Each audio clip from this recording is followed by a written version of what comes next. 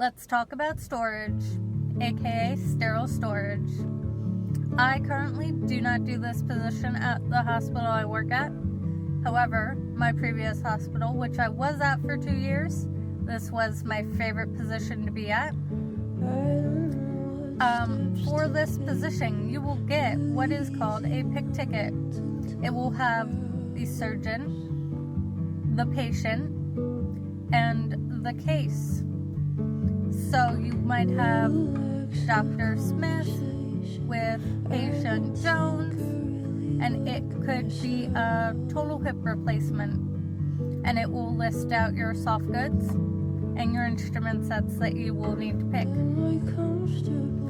And your soft goods will include things such as your towels, your gauze pads, any sort of band-aids, gloves, gowns, sutures, anything that is basically disposable, along with needles, anything that you will not be getting back into decontam and assembly.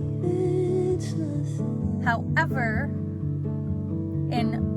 I want to say most SPD departments, the soft goods that you will be picking will not include gloves, most gowns, and most sutures, and probably about most needles.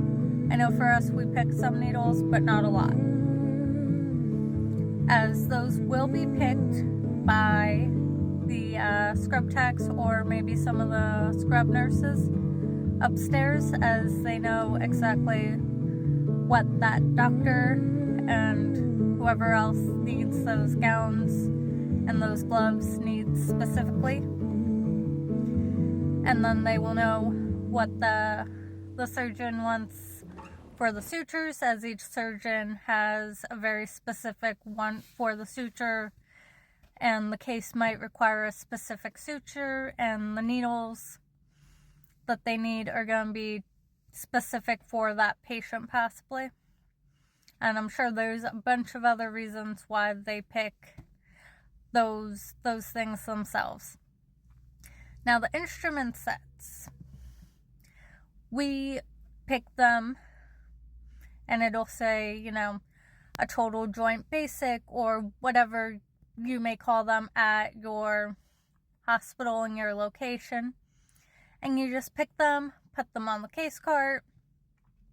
And some things may live in sterile storage, or they may also live up by the OR. And if they live up in the OR, we at least, when they didn't live in the area we were picking, at the end of the night, we would go collect it from upstairs.